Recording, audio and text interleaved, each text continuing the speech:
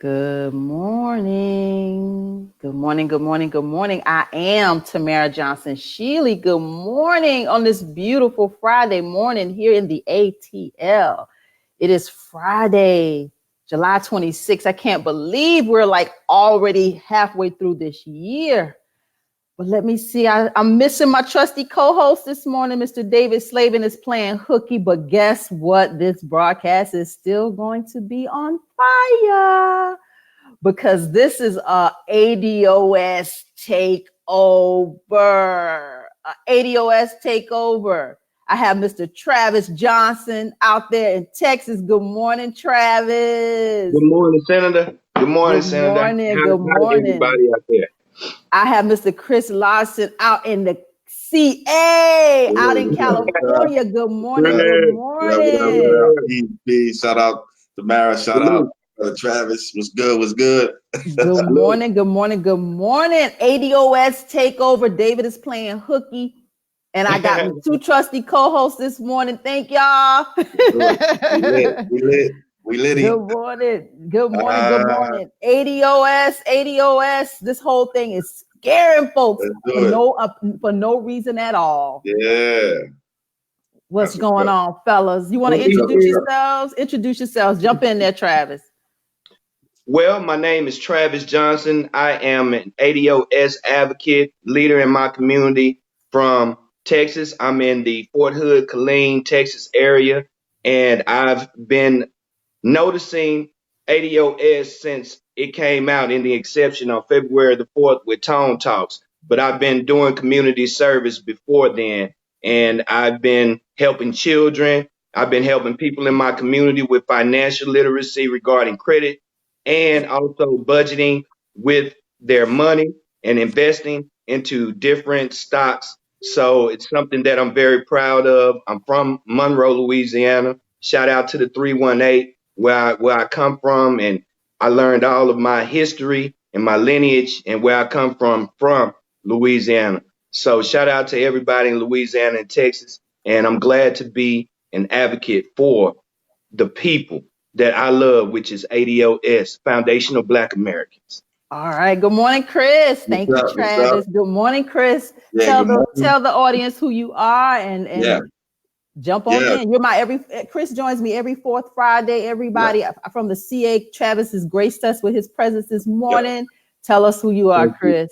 Yeah, so Chris Larson, I'm out here in California, as you mentioned, Sacramento to be exact. First, I want to say thank you, Tamara, for this platform, for this forum, for this work. You're right. I join you normally every fourth Friday to have this conversation about ADOS and to spread the word about what we're doing. So locally here, I'm an organizer, I'm an activist, I do legal research. I help organize around Black business here. I help organize around ADOS here. And really, I'm just another soldier in the fight and in the army for ADOS. That's me. Word. Let's tell, some people still don't know what ADOS is. It's like even hearing it, it's like, what is this? American Descendants of Slavery. What is this? We as a people we were Black, we were Negroes, we was Black, we was colored, we're African Americans. Now we're ADOS. Like jump in and let's explain this to our audience. Well, I'll take a quick stab, and then maybe Travis you want to follow up. ADOS stands for American Descendants of Slavery. So A is American, D Descendants of Slavery.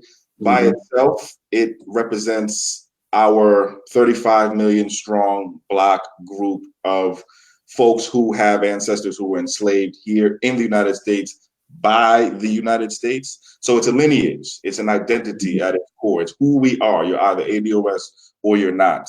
So this hashtag ADOS is the symbol for a political movement that's really grown and evolved over several years, actually, and has really blossomed this year, 2019, in the lead up to the 2020 elections. At the cornerstone of what the hashtag ADOS movement is fighting for is reparations, specifically for ADOS. So that's what we are, and that's what we do.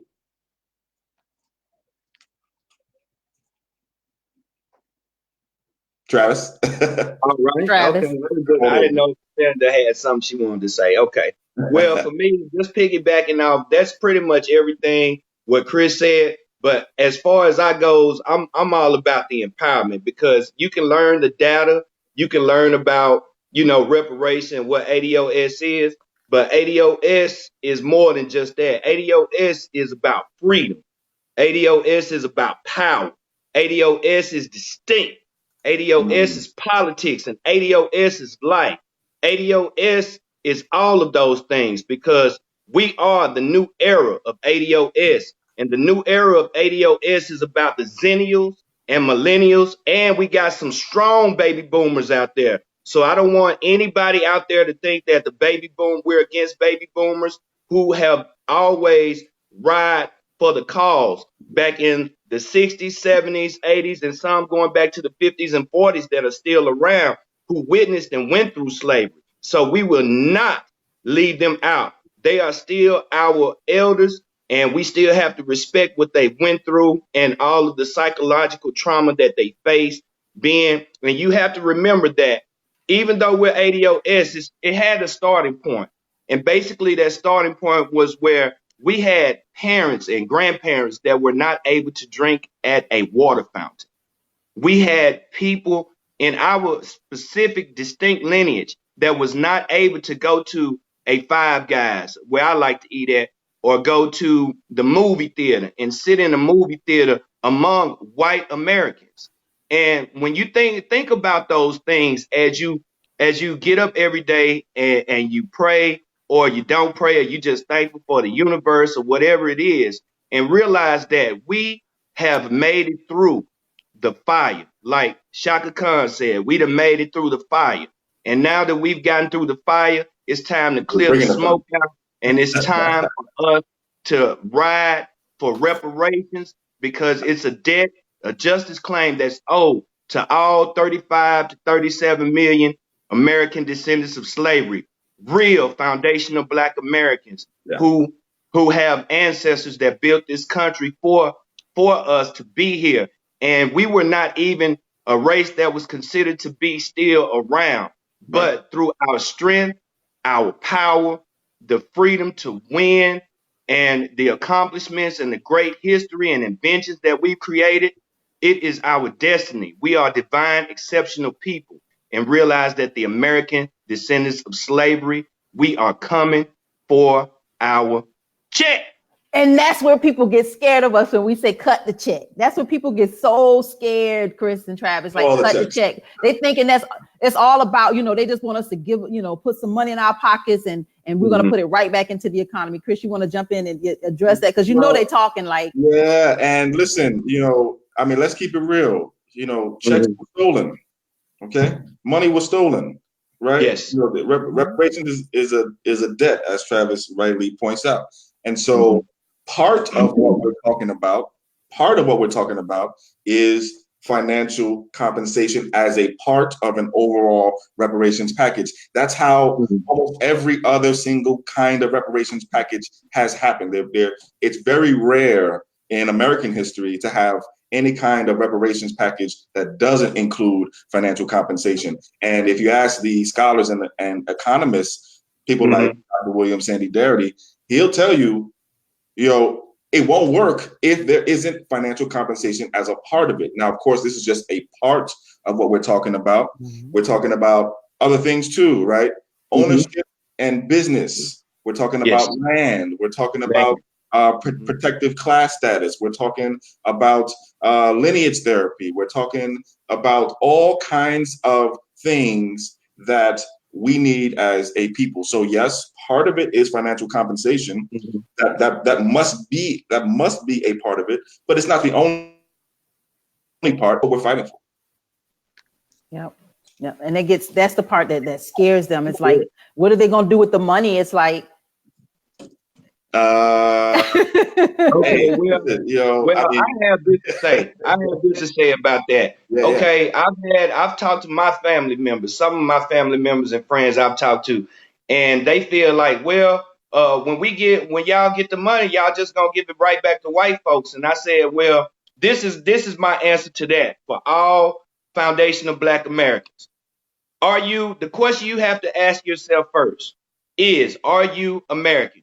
Miss Senator Shealey, are you American? Yeah. And Chris, are you American? Yep. Okay.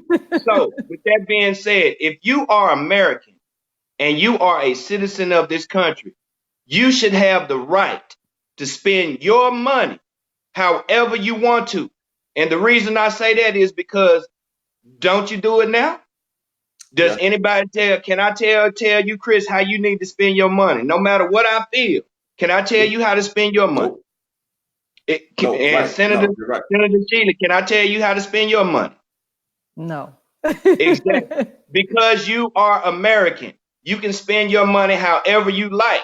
But however, once reparations come, after you buy all the Jordans you want to buy, after you done bought all the Gucci or Prada or whatever you want to buy, you still have a check coming in every month. At some point in time, you will come to some kind of conclusion where, hey, I got this money coming in, I need to invest. After you've gotten all of that stuff, there are going to be people that are inspired by the reparations to do stuff and rebuild their community. And when you have ADOS, it's too many ADOS people that will be around people, foundational Black Americans, doing things and making things happen. You won't have a choice because we are going to become a protected class under the 14th Amendment. We should have been a protected class anyway a long time ago, based upon the Enforcement Acts of 1870 and 1871. And then in 1866, that was the first Civil Rights Act. Yep. So we are already first-class citizens. So we should be treated as such. But the reason that we aren't, because people keep turning a blind eye to the American descendants of slavery because we have a distinct lineage. They know we built this country. They know what they've done to us based upon the governmental laws that were put in place in the killing fields of the American South. They know what has taken place. And some of those laws that are to have taken place are still in effect today. And it's caused us so much damage and trauma to our communities that we don't see any other way because we've been programmed so long. But the ADOS, we are not a part of the matrix. We are the Neos of America. Yeah, and Tamara, can I just follow up? Oh, absolutely, please. This is the conversation. Just keep talking. Yeah, so, you know, I want to mention two things. One, I want to be sure that just in terms of that, you know, we're careful, and not us here, but sort of where this question comes from, right? You know, yes, I want to be careful that folks don't internalize some of the very negative stereotypes that white folks have imposed on us, right? Right. And and just sort of internalize them and then spit them back out. So for example, right, you know, there's this myth, you know, that Black folk have a problem spending. Okay? That's actually a myth. If you look at the data, right, if you actually look at the data, okay, it turns out that, at least the last data that I've seen, this comes from people like Dr. William Sandy Darity again, Black folk have a better saving rate than white folks when you control for income. So we're actually handling our money better than white folks are when you control for income, and even in some categories, we're doing much better. So it's a myth that Black folk don't spend money wisely. The problem is not that we don't spend money wisely; is the problem is that we don't have no damn money. Okay, that's it. That is the problem. Okay, and that is what reparations. Part of what reparations would fix is that also, you know. Right now, the American capitalist system has a predatory relationship with Black folk, with ADOS here. So, you know, the system itself, through the companies and through the government, are actually extracting dollars and cents from our community. They're actually exploiting resources. Right. So another part of what reparations would fix, and you can talk about this in terms of a protected class status or what have you. What it would do is protect us from predatory capital. Okay, Yeah. because right now Capitol has a predatory relationship with ADOS, and that's a big problem. And that's a big part of the reason why we don't have no damn money. Right. And don't These little forget that JP Morgan Chase had that $1 billion drug bust that was going on. And that's something that they're not talking about.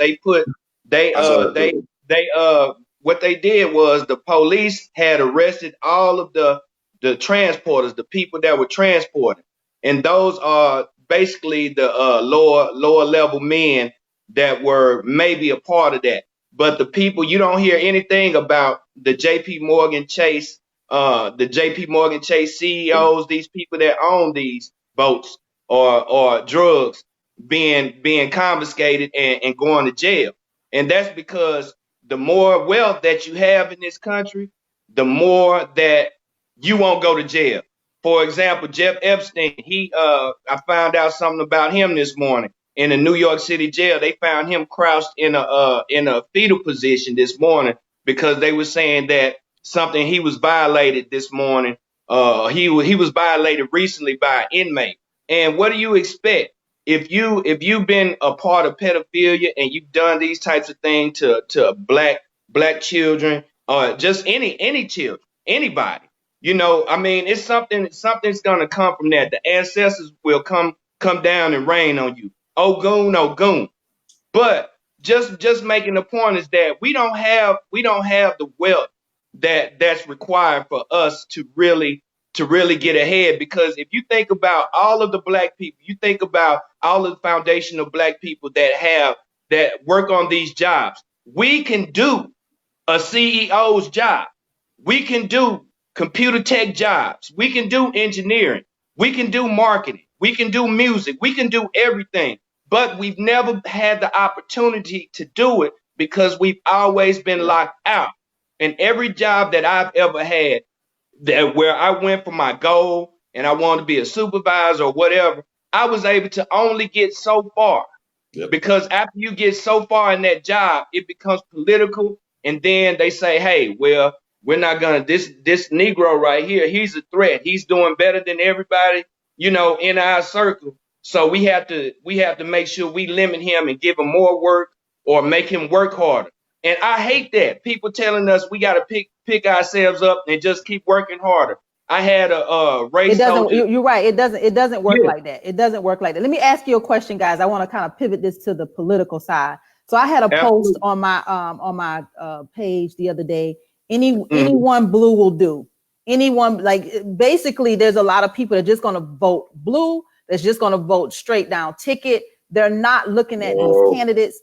What do we do? What do we do with this? Because that's a conversation that I think, me talking about withholding the vote was never about telling people not to vote. It was about telling people to be strategic with the vote. Our vote is a weapon and we got to use it as such. Like, you don't get to have this power if you don't represent me. So what do we do with this conversation of with those of us that are going to go to the polls and just vote straight down ticket out of fear? And that's what I see it as, just fear. Mm-hmm. Well, if I could take a shot at this. So I think that the most readily available answer to that question is that we continue and even redouble our efforts as advocates and as folks who are actually soldiers on the ground. We redouble our efforts and actually doing outreach and engaging these very same people, right? So it's, defeating Donald Trump is not at the top of the ADOS agenda. Say that again, Chris. Defeating Donald Trump is not at the top of the ADOS agenda. Reparations for ADOS is at the top of the ADOS agenda, but more broadly, having a specific agenda for ADOS that is in the interest of ADOS, that closes the racial wealth gap, is at the top of the ADOS agenda. Doing what is in the interest of ADOS is at the top of the ADOS agenda. We are interest-based, we are politically independent, and we are interest-based. So where our interests lie is where we need to be. And it is in the interest of the Democrats to take the next 14, 15 months and actually produce a agenda that actually gets the job done. And we've seen some of this actually happen in the past few weeks. And I don't think we're talking enough about the fact that several candidates, in response to pressure, have been attempting to call plans that are directly and specifically addressed to ADOS and to the Black community. Now, when you look at these plans, they're actually not that, right? But there is now an attempt to actually start moving in this direction. Will they move in this direction all the way? I don't know. Genuine attempt, or is it BS? I don't know. We're going to find out. But one thing is for sure, we're having an effect. And so how I would say we address those folks who are saying vote blue no matter who. I mean, that's what we've been doing for the past 50 years, right?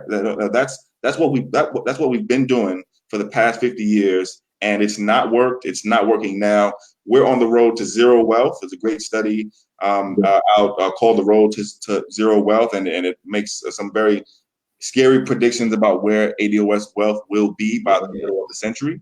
And we've been on this track under Democrats and under Republicans. Under Barack Obama, we had Black home ownership drop to near historic lows. Under President Trump, it's continued.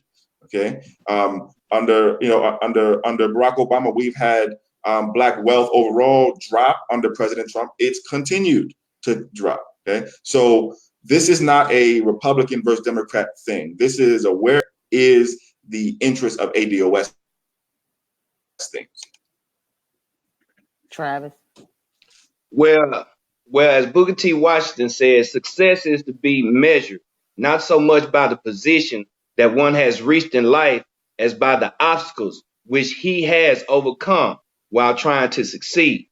So what I say is this. In regards to piggybacking off Chris, we have to make sure that we are promoting the message of ADOS and making sure that whenever we have an opportunity, and what I do a lot of times when I go out into the community, I try to address people. I wear my ADOS hat because this is part of marketing as well, marketing yourself and marketing what you stand for. And when people see that, they're like, hey, man, I've had people come up to me. I've had immigrants come up to me and say, I support ADOS and stuff like that. So it's just a matter of we have to make sure that people are researching the data, making sure that they are engaged. And if they would like to vote for a specific politician, just make sure you understand what their policies are. Because we've already had Bernie Sanders to say that reparations is divisive. We've had Killer Mike to come on and speak with Tone. And shout out to Antonio Moore and Yvette Carnell for bringing this to the forefront for foundational Black Americans to understand how distinct our lineage really is. And Kamala Harris has already stated that she's not going to specifically do anything for Black people. No, she's already said that. So, and we have the Congressional Black Caucus out here that's out here promoting HR 6, promoting immigration. Right now, down here in Houston, Sheila Jackson Lee has already told the illegal immigrants that they can come to her political offices for resources if they need help. And this goes against the Constitution because you have to be a United States citizen. If you don't have a green card, a visa to be here, you need to go back to your country. Everything here is voluntary. We don't have a home to go back to. America is our home. We don't have a home to go back to. And I want my Black foundational Americans to understand that this is a life or death situation for us right now. We have to make changes on how we look at these candidates because the candidates only come to see us every 4 years when it's time to vote. After the voting election is over, they disappear and they go away and nothing changes for our community. Our community stays where it is. It has the shotgun housing, has trash everywhere, and it has these liquor stores And that's something that I've been thinking about doing, is boycotting these liquor stores in our own Black communities. Even though it may be something that's never been really done, it's something that I'm thinking about doing, because if Liquor we start stores and check boycotting, cashing places. yeah, if we start boycotting these people and say, hey, no, we don't want you in our community anymore. We don't want you here anymore. We want you out.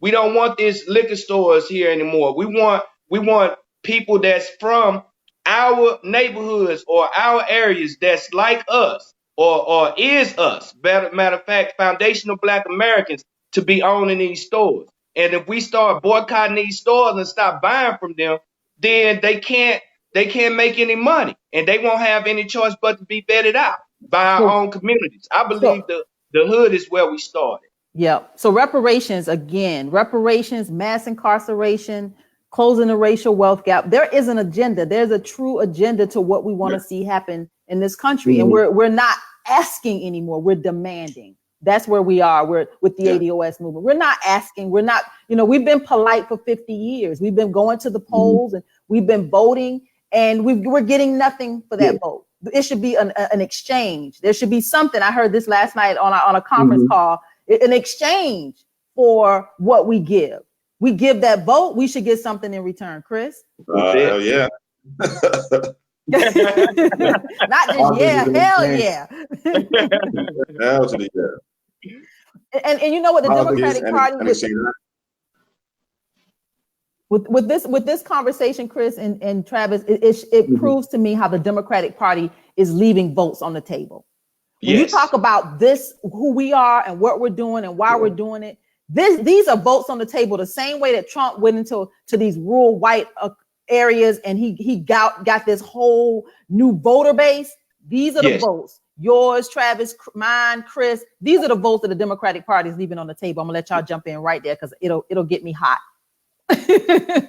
Yeah, I think you're right. I think the Democratic Party, at least from the initial reaction we've seen from at least people who work for candidates or people who work for maybe, the political arms of the party, we've seen a very negative reaction, to Black folk, to ADOS folk standing up and being politically engaged and politically selfish, right? Yes. And we've seen a very, very negative end. That is a mistake, I think. And I think it's a big mistake. And I think they don't know how big it is, or they won't know how big it is until, folks start casting votes or not casting votes for whomever they choose to or choose not to vote for.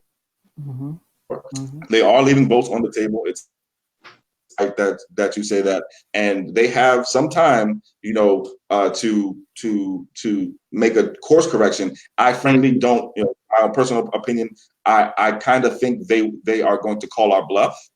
Okay, and I think we'll need to be ready to make some tough decisions when they do. But I'm ready to make them. Yeah. We got to make believers out of them, right, Travis? They got to believe that this is we're not playing. We're not playing.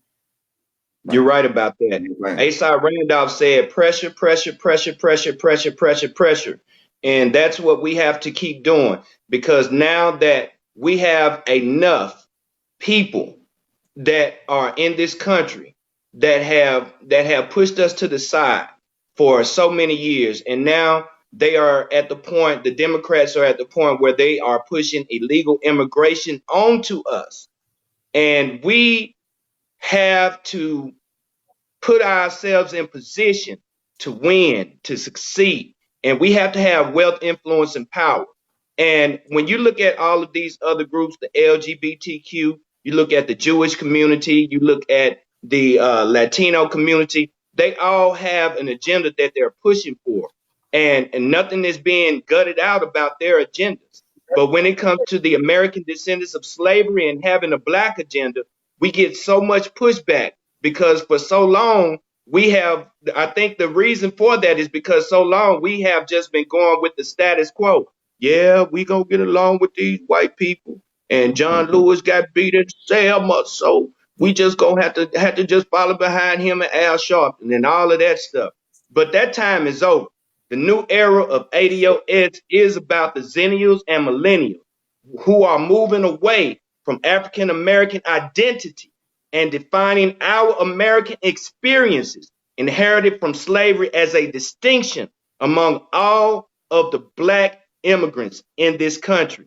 And the ADOS new era offers us Black innovation, a creation within ourselves to recognize, understand, and pride yourself on your Black foundational American family, ancestry, and lineage, going back to the 1800s to Jim Crow, all the way up to 2019. So if there's no tangibles, Democrats, there will be no vote. Withhold the vote until your power is ready to be used in the right way for a Black agenda, for American descendants of slavery, the ADOS, and cash payments of reparations for our people, a distinct lineage and heritage.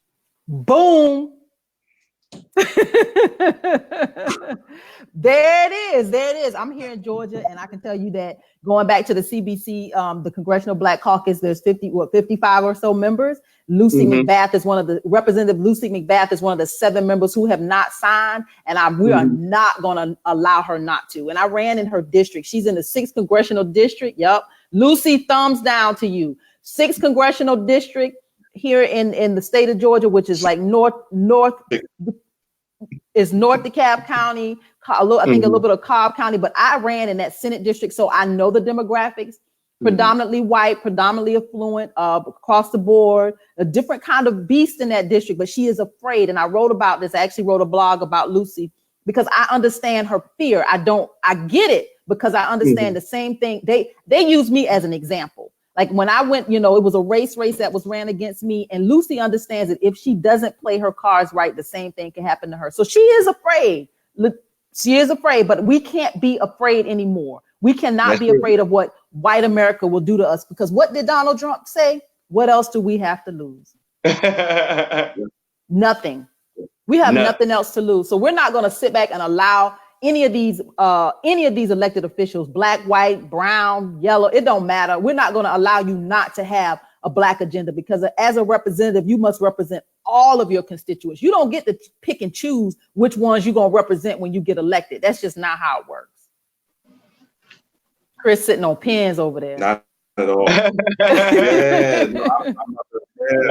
no, and I mean, you're right. So yeah, what Travis just said and what you just said go together, right? Pressure, right? So, when you have, so first of all, for any member of the CBC to not be signed on to a very weak, let's just keep it real, watered down. What's inside of HR 40 is very weak and needs to be,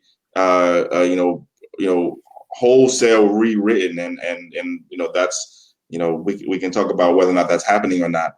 But if you can't even sign on to that, right, and if you that or S 1083, which is the Senate version of, which is the Senate companion bill to HR 40, and it's basically a carbon copy of it. If you can't at least commit to that, that shows that you're not really serious about your people. And quite frankly, for anybody who's in the CBC who is not already signed on and not fully supportive of this effort, you should be careful and you should be scared, because there are ADOS in your district and in your area who are willing and ready to hold you politically accountable. And every single member of the House of Representatives is up for re-election in 2020. That's it. That's it. And in 2022, and in 2024, and 2026, and so on. So, for any CBC member, you need to seriously who's not signed on and who's not actually serious about reparations. Because one thing that candidates and politicians are doing now is they're trying to throw, when you ask them about reparations, they'll say, yeah, I support HR 40. Well, that's not necessarily the same thing. Okay. That's not the same thing. But for those who are dealing with legislators trying to get them onto the bill, pressure on them, and don't get up the pressure. Politics is about pressure, and politicians are not applause. That's one thing that we learned. The pressure on them, and keep I love what you're doing here with regard to Miss Macbeth. I think, but you got to keep the pressure. We're not going anywhere. We're not going anywhere, and we're going to tell more and more people in her district, more and more, and in our white allies. They understand. There's people that are really, that get this. Not all white people are not going to get this. There's a lot of white people that actually get this. So we need those white allies to actually have those conversations. And it's sad that, I actually said this to one of my white allies. Maybe you need to go and tell her it's okay for her to sign on. And that's the saddest thing I think I ever had to say is maybe you as a white ally can tell her it's okay. Yeah. Well, I feel this way. I feel this way, Chris and Senator Shealey. I feel this way. The HR 40 at its present state and stage that it's in, it's just a study of reparations where they plan on allocating $12 million for the study to be done.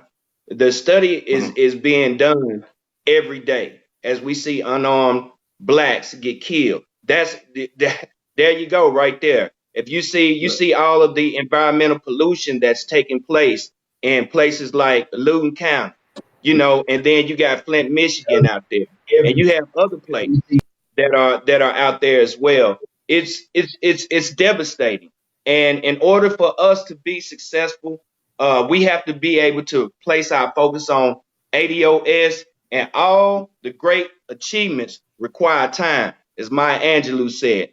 And if we continue to pressure and do those things that's required and staying rooted in the data and do our research on these people who call themselves our Black leaders or political leaders, then we will be educated and we'll be able to truly know how to deal with the threat of those politics that are against foundational Black Americans in this country. Let's say good morning to Mr. Egberto Willies. Mr. Egberto Willies, good morning. He is Mr. Politics Done Right. Good morning. I want to introduce you to the ADOS in Texas. That's Mr. Travis Johnson. Mr. ADOS out in California. That's Mr. Chris Larson. Egberto and I have gone. Egberto is a Panamanian. And he and I have gone like round and around on what ADOS is. And, I couldn't wait to have him on this broadcast with y'all. Let me just first tell all you guys, from California. We are the same diaspora. You know that. Okay. That's how I start. That is how I start. It's a nice start, Egberto. What's that? So that's a nice start, Egberto. Yeah. Well, thank you, ma'am. That's a nice start. But brothers and sister, I disagree with the ADOS movement because I think I am a better ally to you than most of your ADOS sitting in Congress right now. Because the folks sitting in Congress right now, they are I am a true, real-blooded, Black, Latino, Caribbean, Panamanian, and I have a hell of a lot more in common with you than them guys in Congress have with you. But in my humble, very humble opinion, you're leaving me out. In my humble opinion, you're kind of putting some. I know you're not going to agree with me. But the way that, in my opinion, we get this stuff, and by the way, I'm for reparations, okay? Not for me. I'm not going to give American reparations, but I'm for reparations for you, right? Because you're right. I mean, Tamara told me one time, hell, if you want your reparations, you better go back to hell to Panama and get yours down there. Okay, fine. It's cool. But, brother, I think this is something that Brother Trump uses to separate folk, and the separation shouldn't be between me and you, but it should be between me, you, and them Congress people that you call the CBC, that's been screwing us over, that's been throwing us in jail, that made the deal. That is who the fight is with. So I get it. I told Tamara, I am your ally. but I disagree with you. So that's my piece. Can I jump in and offer a response? I know you are. Yes, go right ahead. So I didn't actually. So actually, Tamara, you had to just bring me back in. I didn't hear the beginning parts of your comments. I'm sorry, hello and obviously welcome. Welcome. Last part Absolutely. of it, and so I specifically to the this is something that Trump or is using. So one, I don't want you to take this the wrong way. So I want to say this in love. It is almost disrespectful to this project and to this to when if and an independent political thought, if and when we have some political, we show political balls, it's automatically as something that the white folks are controlling, right? Or maybe it's not it's the Russian white folks who are controlling in some way, right? That's something I heard, right? So so I want to say that first, right? It's almost disrespectful to us as a people to dismiss this as God forbid we have an independent political thought. It must be coming from the white folks, right? So right. That's the first thing. To the last part of that last point that you made, so we're already separated, okay, right? Like if you look at let's take California for example. Let's look at LA, right? So what we know now is that if we look at wealth, which is we focus very closely and pay very close attention to within the movement because the legacy of slavery lives and shows itself inside of wealth, right? So that's where we look for the fingerprint of slavery. So let's look at LA. Let's look at wealth, household wealth in LA among ADOS versus among Black immigrant group, maybe the Nigerian population. Median net worth for Nigerian household in LA is somewhere around 60. Okay, let's take the ADOS LA, same city, but its ADOS is $200. $200, 200. Okay, so this is for a group that built the country that for 400 plus years. So let's there's already a division. That's about that, and let's not hide that. That we don't support any Black migrants for any reparations claims in their country, right. And I think like you and Tamara have talked about, it doesn't support that. Our fight and our claim is against the U.S. government. That's it. And so we suggest to folks who are good allies support this effort in any way that you can, and that you take the lead even in addressing other Black immigrants who have a problem with what we're doing. So I feel like the role of Black immigrants is to run interference right. Immigrants who are and who have been attacking what we're doing. It's not so much your role to try to steer us in your direction. It's more so we need you to actually block and tackle for us, right? Like, that's a more productive role for a Black immigrant ally. I grew up in New York. I mean, there's more Jamaicans there. There's more Haitians there. There's more Trini there. There's more Bayesian there. St. Thomas, St. Kitts. Bahamas. I mean, Guyana, right? So I'm very steeped in the West Indian culture, in particular. But I'm ADOS, right? And there is a difference, and we have and unafraid to recognize the differences. Doesn't mean somebody's better than the other person. We have a specific fight and a specific claim, and we be in line and get in this fight with us. That's right. That's right. It's just a justice claim that's owed by the United States government. It's nothing that immigrants can't. Black immigration can't do anything for me. They can't do nothing for ADOS because you guys are pulling resources from the same system that's providing the resources. We are a foundation of Black Americans who ancestors, his blood is in this soil. Our blood from our ancestors is laying in the soil. This ground that you standing on, where you living at now, our ancestors built that, and that's something that's history that can't be erased.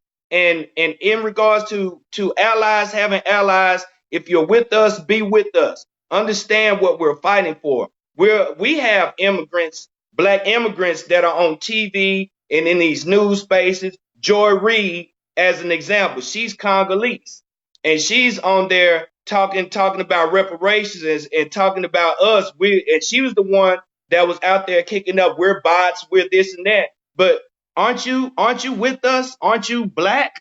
Even though you're a Black immigrant, aren't you with us? Aren't we all the same? Like you said, we're all in the same diaspora, but we have these people that are in these spaces that are not advocating for the diaspora. So, in their diaspora, their definition of diaspora is, I want to take care of my Jamaicans first. I want to forget the Africans, forget all them. I want to take care of my Jamaicans. I want to take care of these certain groups of people, Black people over here, these Black people over here. And we've warned dashikis. We've tried to get into spaces with all of the Black immigrants in this country. But when we get in those spaces, we're not wanted there.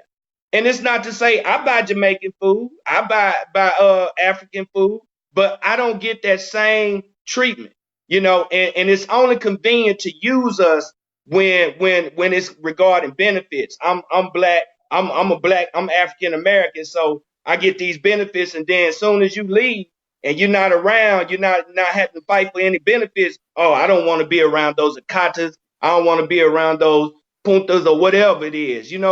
That's how it works. Because, for example, you look at Coleman Cruz. Look at Coleman Cruz. He was on the HR 40, right? He's not even Black. He's Puerto Rican. He's a Puerto Rican hip hop draw. I'm coming down the pole, man.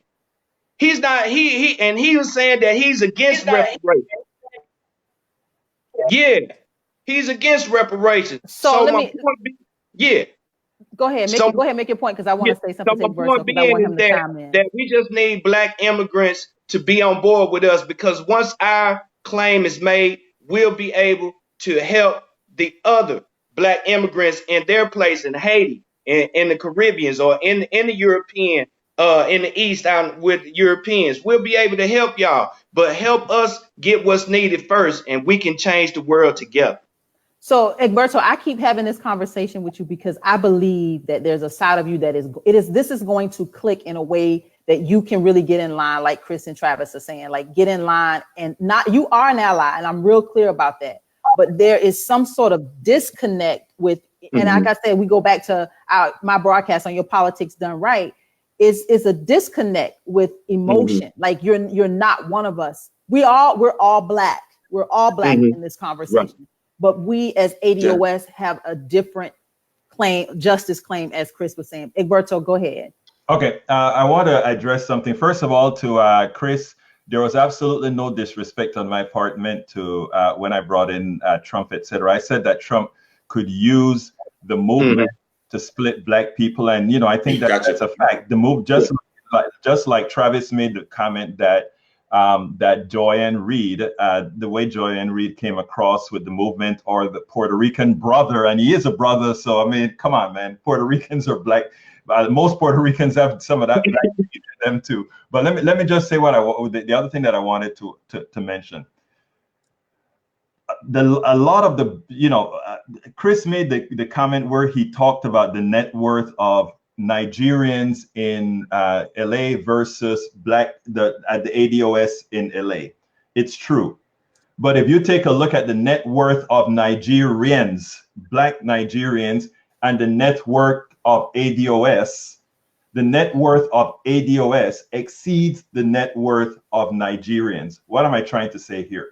I'm trying to say that when you have a lot of immigrants that are able to come over here, they busted through their system to be able to get over here. You get, I don't want to say you get the cream of the crop. It's like, in effect, if you take a look at, you were mentioning about, Travis was mentioning about how you have some of these elitist black immigrants, which I am not one of the elitist black immigrants. I'm into inclusivity with everybody.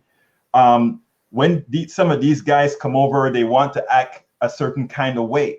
It is no different than those members of the CBC or Oprah Winfrey or the black folks that are ADOS who have made it, who don't know you anymore. That's just a human thing. That's not an ADOS versus immigrant thing, is what I'm trying to say. So I do take exception to that, saying that when I came to the country, I went to the University of Texas. And it's amazing. The very first thing I wanted to do, as soon as I got there, I joined an engineering fraternity, and I joined the Afro-American Culture Committee, which was that thing. That's the first two organizations I joined. And it was tough. This was in the 80s. It was tough for me initially until I earned my kudos in the Afro-American Culture Committee, because again, I always felt like the black folks in there, the ADOS, had some sort of a chip, like I didn't belong. And until I kind of made my case and said, hey, none of us came over here on a pleasure ship. It just depended on where the hell the ship stopped, And I try to get that thing across, that the way, in my opinion, the way we fight this battle is all of us together. When it comes to how you split the money, let me tell you how it comes across to me in a lot of ways, right? It's like, we want to have this ADOS thing, and I'm not being disparaging. I just want to tell you how the kind of how your perspective on how you see it. Yeah, you have this ADOS thing because we want to make sure that the ADOS, who are the victims of what happened here in America as slaves, we want to make sure that when them reparations came, all them folks that came over as immigrants that had it made or had this or whatever, don't take what is ours. I can tell you, I don't want to take what belongs to ADOS. I'm not looking for reparations. I believe you have to have reparations because, again, you can never make up what was stolen from you, because as you are moving forward, the other guy's moving forward on top of what you made for that person. Yeah, I agree with you, brother. We don't disagree. Is what I'm trying to say. We don't disagree. What I find though is a lot of Brother Chris came out here and talked sensibly, like, hey, we're going to do X, Y, and Z, and this is what I'm saying. But you go on the internet about ADOS and you find ADOS and immigrants talking. I mean, you'd hear some of the ADOS say stuff like, you came over here and the government gave you stuff that they didn't give me. Or you come over here and you get on the quota system at the universities that take a spot that really should be for ADOS. You and I shouldn't be fighting for spots. It's the same thing they do in Houston. Well, it's not necessarily incorrect though. But so those two examples you just gave, I mean, those are statements of fact. One, but I want to step back and just bring back to actually the first question that Tamara asked. ADOS. We are an identity. At our core, it's who we are. If you just get rid of this right here and just look at the ADOS, it represents a lineage of people. That's 35 million people. So on the internet, yes, there are going to be people who say things that you may disagree with, because it's the internet, it's open, right? And there are 35 million.